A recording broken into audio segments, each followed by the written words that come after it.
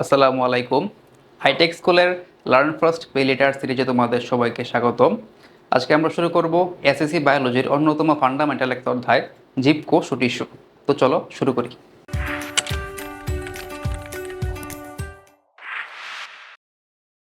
দেখো, তোমরা কোষ সম্পর্কে জানো, ক্লাস 8-এ পড়ছো। জীবদেহের গঠন ও কার্যকরী একককে কোষ বলে। কিন্তু এখন এই সংজ্ঞা হবে না, এখন আর একটু অ্যাডভান্সড সংজ্ঞা লাগবে। এই সংজ্ঞাটা দিয়েছেন বিজ্ঞানী লোসি।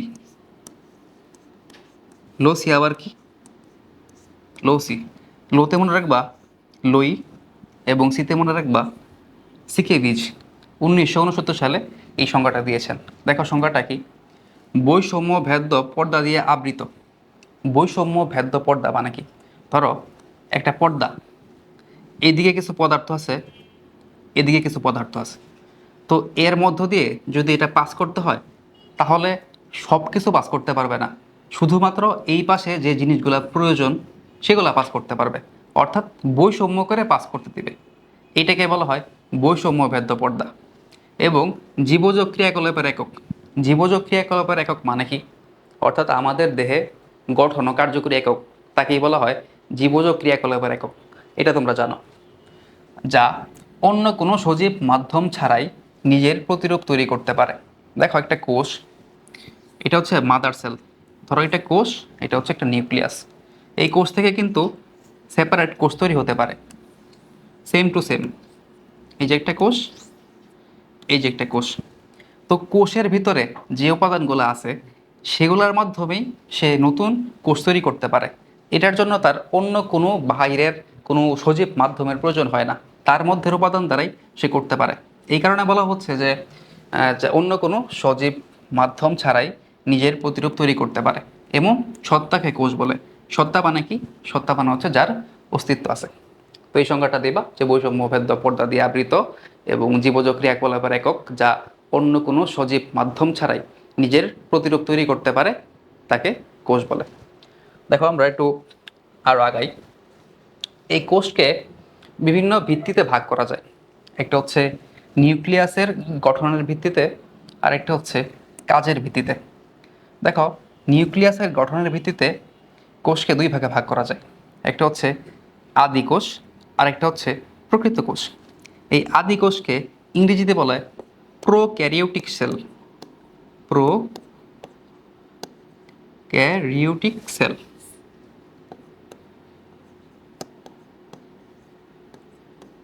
Prokaryotic cell. আর প্রকৃত কোষকে বলে ইউক্যারিওটিক সেল। Eukaryotic sell. দেখো এই যে প্রো, এই প্রো শব্দের অর্থ হচ্ছে আদি। আদি বা প্রথম বা পুরাতন বা অনুন্নত। আর ক্যারিওটিক শব্দটা আসছে ক্যারিয়ন থেকে। ক্যারিয়ন, এই ক্যারিয়ন শব্দের অর্থ হচ্ছে নিউক্লিয়াস।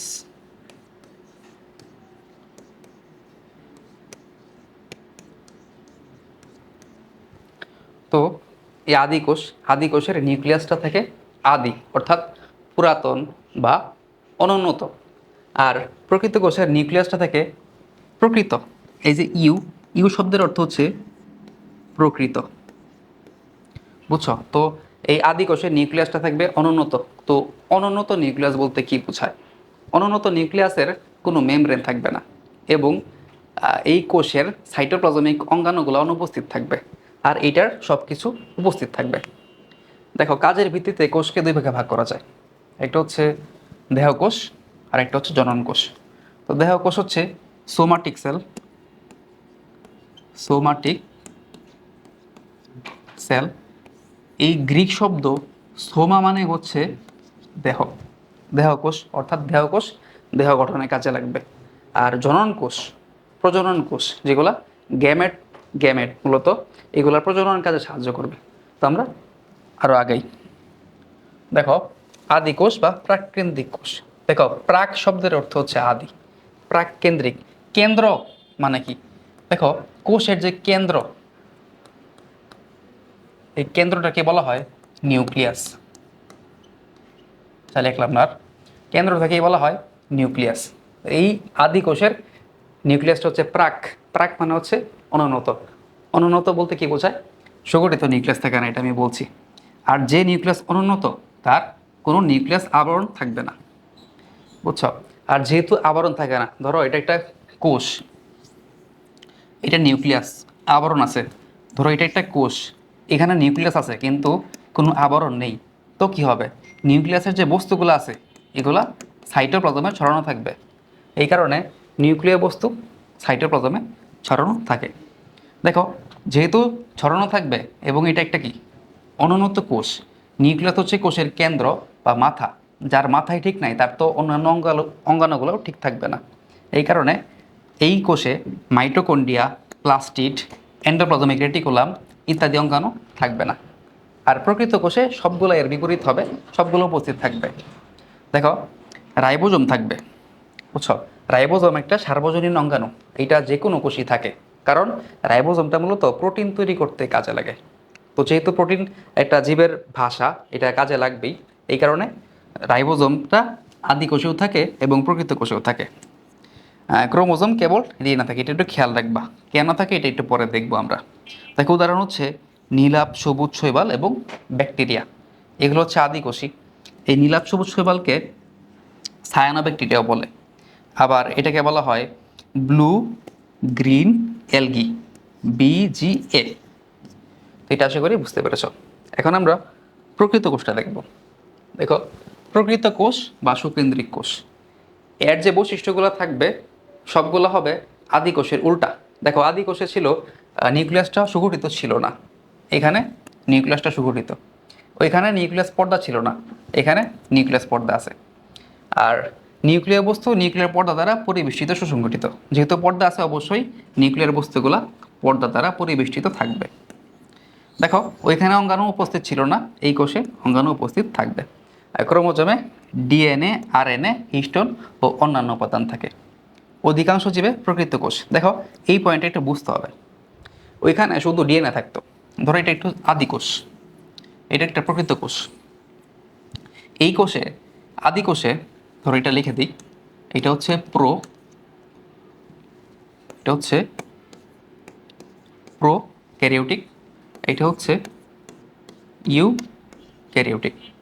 এই কোষে ডিএনএগুলা এরকম পেঁচানো অবস্থায় থাকে, এগুলাকে বলা হয় নিউক্লিয়ার, এগুলোকে বলা হয় ক্রোমাটিন জালিকা। ডিএনএগুলা পেঁচায় পেঁচায় ক্রোমাটিন জালিকা তৈরি করে। আর এইখানে এই যে ক্রোমাটিন জালিকাগুলা, এগুলো নির্দিষ্ট একটা শেপে থাকে, এগুলোকে বলা হয় ক্রোমোজোম, বুঝছো? তো এই যে নিউক্লিয়ার রেটিকুলাম, এইটার সাথে তুমি যদি হিস্টোন প্রোটিন অ্যাড করো, হিস্টোন, তাহলে এই ক্রোমাটিন জালিকাগুলা সুনির্দিষ্ট ক্রোমোজোম গঠন করবে। এখন আদি কোষে যেহেতু হিস্টোন থাকে না, এই কারণে এই আদি কোষের যে ক্রোমাটিন জালিকা, এগুলা সুনির্দিষ্ট কোনো ক্রোমোজোম গঠন করতে পারে না। এই কারণে দেখবা ক্রোমোজোম ডিএনএ থাকবে, আরএনএ থাকবে ও হিস্টোন থাকবে, এবং এই সবগুলা মিলে ক্রোমোজোম গঠন করবে। আর আদি কোষে শুধুমাত্র দেখো, শুধুমাত্র ডিএনএ থাকে, কোনো হিস্টোন প্রোটিন থাকে না। এই কারণে আদি কোষগুলা কোনো ক্রোমোজোম গঠন করতে পারে না, সেখানে ক্রোমোজোমগুলা ক্রোমাটিন তন্তু হিসেবে থাকে।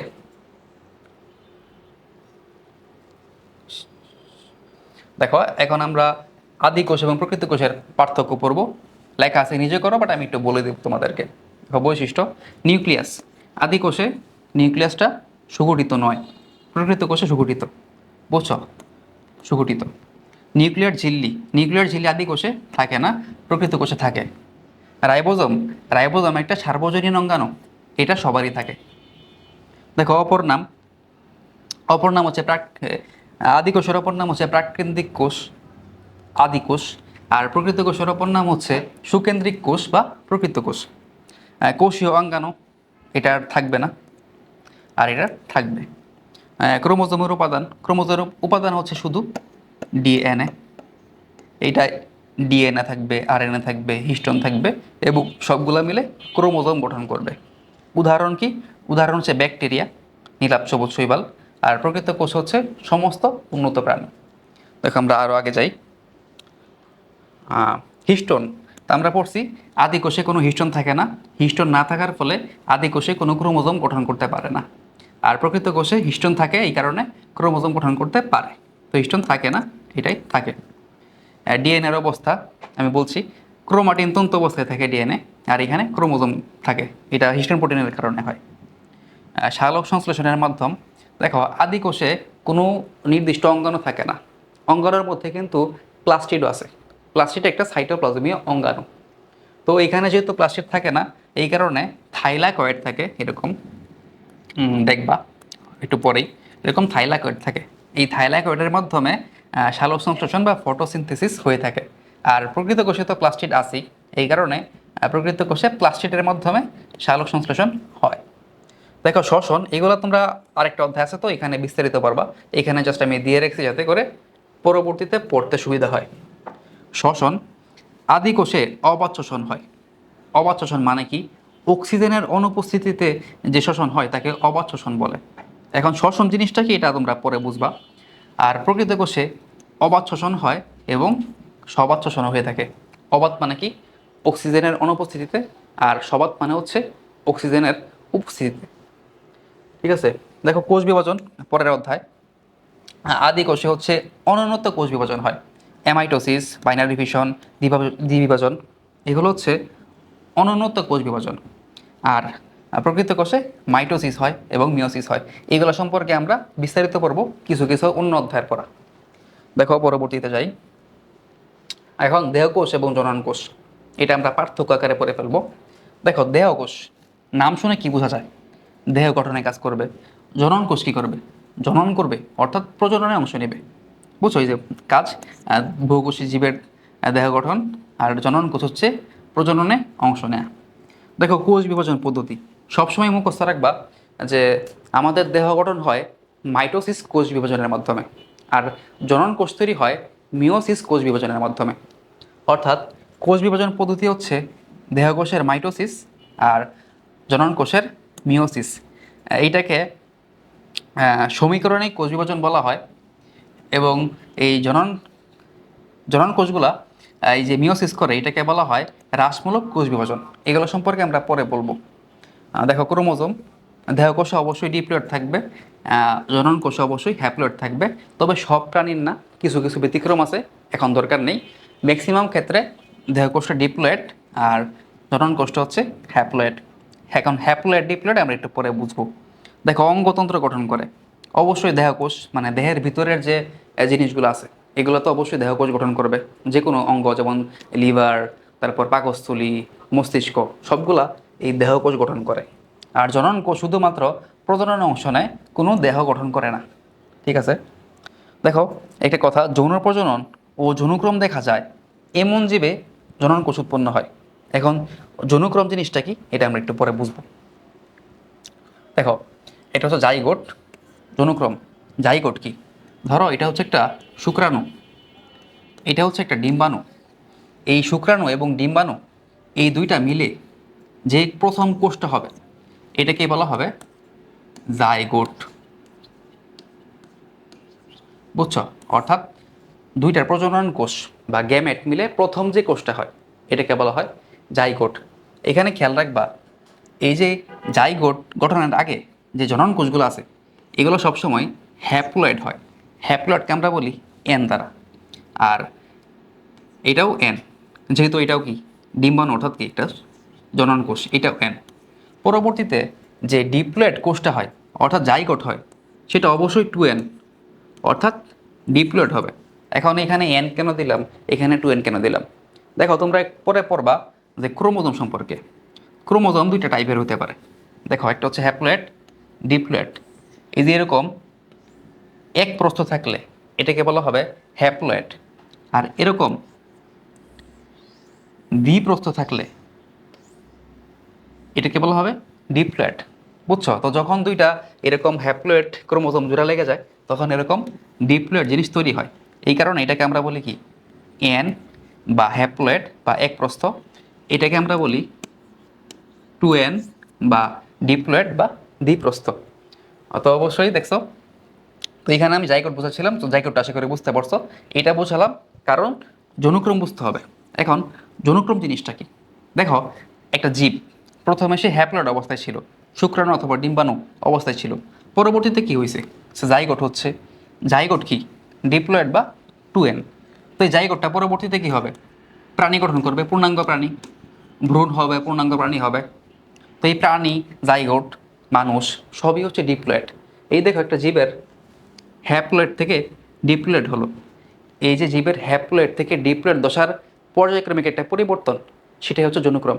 ধরো আমরা তো প্রথমে হ্যাপ্লয়েড ছিলাম, পরবর্তীতে ডিপ্লয়েড হলাম।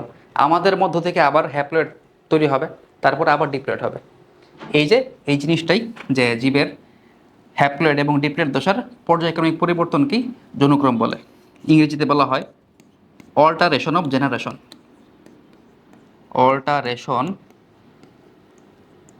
Of generation. এটা তোমরা পরবর্তীতে পড়বা, লেখাটা মানে শব্দটা ছিল বইয়ে, এই কারণে বুঝালাম। এটা বিস্তারিত ইন্টারমিডিয়েটে পড়বা। দেখো, এগুলো আমরা পড়িয়েছি। দেখো, কোষ প্রাচীর, এখন আমরা উদ্ভিদ কোষ এবং প্রাণী কোষের পার্থক্যটা দেখব। দেখো, উদ্ভিদ কোষ প্রাচীর থাকে, প্রাণী কোষে থাকে না। এইগুলা কি? কোষ প্রাচীর কি, প্লাস্টিড, কোষ গহ্বর, এগুলো আমরা একটু পরেই পড়বো। এগুলো হচ্ছে সাইটোপ্লাজমিক অঙ্গাণু। দেখো, কোষ প্রাচীর, এই যে এটা হচ্ছে উদ্ভিদ কোষ, এই যে কোষ প্রাচীর আছে। আর প্রাণী কোষ প্রাচীর নেই। তারপর প্লাস্টিড। প্লাস্টিড উদ্ভিদ কোষের বৈশিষ্ট্য। প্লাস্টিড কি? এই দেখো, প্লাস্টিড, ক্লোরোপ্লাস্ট। এটা সম্পর্কে আমরা ভবিষ্যতে পড়ব। এটা মূলত তোমার সালোক সংশ্লেষণ বা খাদ্য তৈরিতে কাজে লাগে, বুঝছো? তো প্রাণী যেহেতু খাদ্য তৈরি করতে পারে না, তাই প্রাণী কোষে প্লাস্টিডও থাকে না। আর উদ্ভিদ যেহেতু খাদ্য তৈরি করতে পারে, এই কারণে উদ্ভিদ কোষে প্লাস্টিড থাকে। কোষ গহ্বর উদ্ভিদ কোষে থাকে, প্রাণী কোষে সাধারণত থাকে না, থাকলেও ছোট। কেন থাকে না? কারণ কোষ গহ্বরের কাজ হচ্ছে বিভিন্ন হাইড্রোলাইটিক এনজাইম ধারণ করা। তো উদ্ভিদের কোষ গহ্বরে হাইড্রোলাইটিক এনজাইম থাকে। প্রাণী কোষে একটা অঙ্গাণু আছে যার নাম হচ্ছে লাইসোজোম। এখানে নাই, একটু পরে পড়াবো। লাইসোজোম, সেই লাইসোজোমে যত সব হাইড্রোলাইটিক এনজাইম আছে সবগুলো আছে। এই কারণে প্রাণী কোষে কোষ গহ্বর থাকার কোনো প্রয়োজন নেই, বুঝছো? এই যে লাইসোজোম সাধারণত থাকে না, থাকলেও বিরল। দেখছো, যেহেতু কোষ গহ্বর আছে তাই লাইসোজোম দরকার নেই। আর প্রাণী কোষে যেহেতু কোষ গহ্বর নেই, তাই লাইসোজোম দরকার আছে। এগুলো সম্পর্কে আমরা বিস্তারিত পড়ব। সঞ্চিত খাদ্যটা একটু খেয়াল রাখবা, এটা একটা বেসিক ইনফো। স্টার্চ বা শ্বেতসার উদ্ভিদ কোষের, আর প্রাণী কোষের সঞ্চিত খাদ্য হচ্ছে গ্লাইকোজেন, বুঝছো? আর আন্তঃকোষীয় ফাঁকা জায়গা থাকে, থাকে না। কেন থাকে না? দেখো, একটা শক্ত জিনিস, এরকম কয়েকটা শক্ত জিনিস একসাথে রাখবা, দেখবা এই যে একটা ফাঁকা জায়গা তৈরি হলো। বাট প্রাণী কোষে যেহেতু কোনো কোষ গহ্বর থাকে না, এটা তেমন একটা শক্ত না, এই কারণে প্রাণী কোষে কোনো আন্তঃকোষীয় ফাঁকা জায়গা থাকে না। আশা করি বুঝতে পেরেছ। তো আজকের ক্লাসে এই পর্যন্তই। আশা করি এই ক্লাসটি বুঝতে পেরেছ। তো আমাদের আইটেক স্কুলের পেইড বেচে যুক্ত হওয়ার জন্য ওয়েবসাইট ভিজিট করতে পারো। ভিজিট করে সেখানে নির্ধারিত ফি দিয়ে আমাদের সাথে যুক্ত হতে পারো। তো ভালো থাকবে সবাই। আসসালামু আলাইকুম।